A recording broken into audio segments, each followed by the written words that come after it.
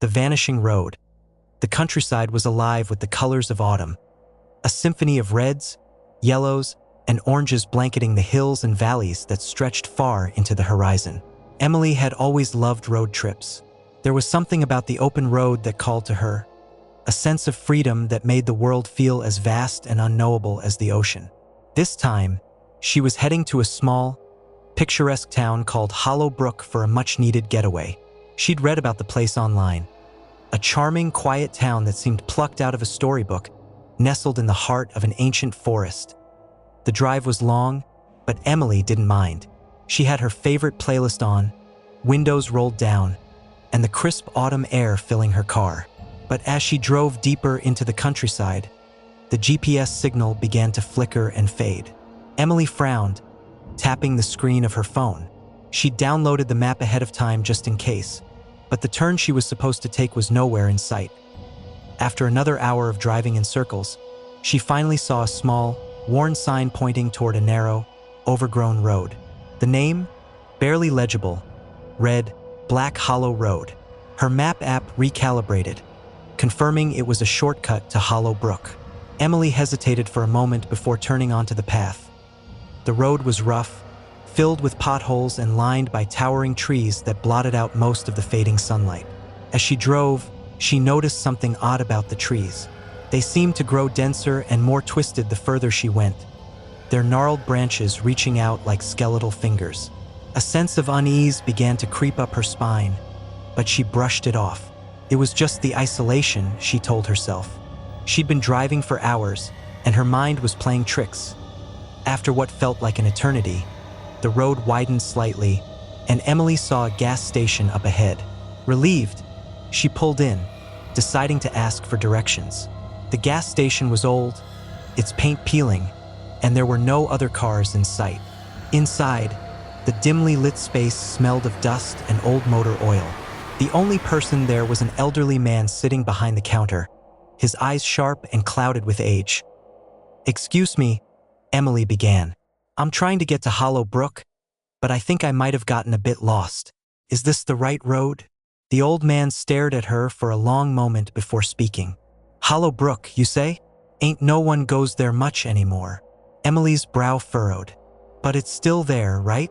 "Oh, it's there, all right," he said, his voice low and gravelly. "But I'd turn back if I were you." The strange tension in the air made Emily shift uncomfortably. "Why? What's wrong?" The man didn't answer immediately. He just stared at her with those cloudy eyes. "Black Hollow Road. It's got a reputation. Folks say it ain't natural. People who take this road don't always make it to where they're going." A chill ran down Emily's spine. "What do you mean?" He shrugged, turning back to the newspaper on the counter. "Some roads lead to places you don't want to be."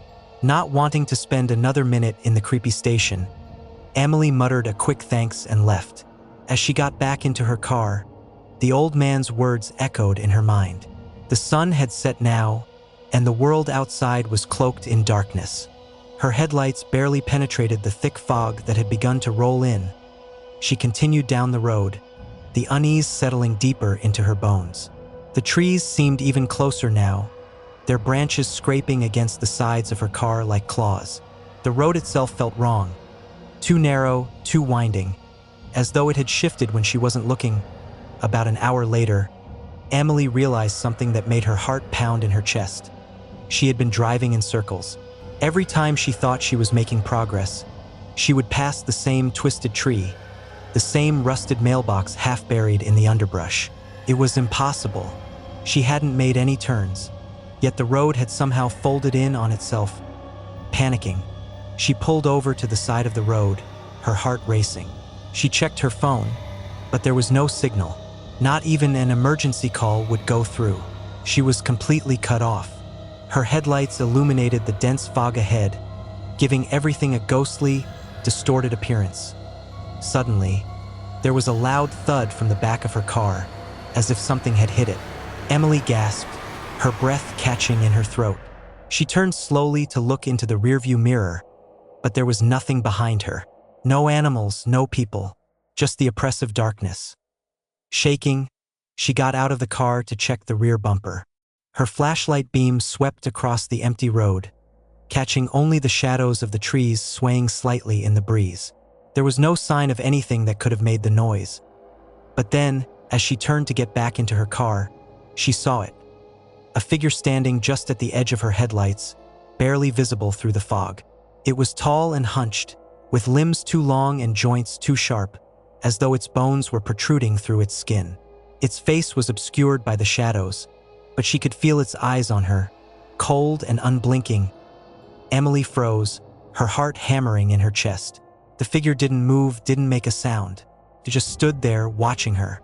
Her mind screamed at her to run, to get back in the car and drive as fast as she could, but her legs refused to obey. Then, slowly, the figure began to move toward her, its limbs jerking unnaturally with each step. Emily bolted for the car, slamming the door shut and locking it.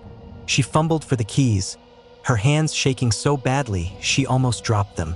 The engine roared to life, and she floored the accelerator, the tires screeching as she sped down the road. She didn't look back. The road stretched endlessly before her, the fog growing thicker with every mile. Her eyes darted to the rearview mirror, expecting to see the figure chasing her, but there was nothing. Still, the sense of being watched remained, an invisible weight pressing down on her chest. Hours passed. At least it felt like hours. The road never seemed to end, and her sense of time began to warp. She wasn't sure how long she'd been driving, minutes, hours, maybe even days. The world outside the car was a blur of fog and shadows, and her eyelids were growing heavy. She couldn't stop, though. She couldn't risk stopping. Just as she felt like she might drift off, something new appeared in the distance. The dim outline of a building through the fog. It was a large, old house, its windows dark and broken. A crumbling sign out front read, "Hollow Brook Inn." Her heart leapt with hope. She had made it, she was in Hollow Brook. But as she pulled into the driveway, something about the inn didn't feel right. It was too quiet, too still, as though the place had been abandoned for years. Desperate for help, she got out of the car and approached the front door. The air was cold and heavy with the scent of damp wood. The door creaked open under her touch, revealing a dark, musty interior. Dust clung to every surface, and the floorboards groaned under her weight. "Hello?" she called out, her voice barely above a whisper. There was no answer, just the sound of the wind rattling the broken windows. She took a few hesitant steps inside, her footsteps echoing in the empty space. The inn felt wrong, too empty, too lifeless. But as she turned to leave, the door slammed shut behind her with a deafening bang. Emily's heart jumped into her throat. She ran to the door, pulling at the handle, but it wouldn't budge.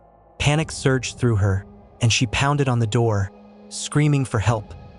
Suddenly, the lights flickered on, dim and yellow, casting long shadows across the room. And in those shadows, she saw them, figures, dozens of them, standing just at the edge of the light. Their faces were pale and gaunt, their eyes sunken and hollow. They didn't move, didn't speak. They just watched her with those empty, soulless eyes. Terror gripped her as the figures began to close in, their footsteps eerily silent. Emily backed away, her heart racing, but there was nowhere to go. She was trapped. And then, from the darkness behind them, a familiar figure emerged, the same figure she had seen on the road. It moved with the same jerky, unnatural gait. Its face still hidden in shadow, Emily's scream died in her throat as the lights flickered again, plunging the room into total darkness. When the lights came back on, the figures were gone. The inn was empty once more, silent and still. But Emily was no longer there. The next morning, a local hiker found her car abandoned on the side of Black Hollow Road. The police searched the area, but there was no sign of Emily. Just like the others who had taken that cursed road, she had vanished without a trace. Black Hollow Road remained as it always had, twisting and turning through the dense forest, leading travelers to places they were never meant to go.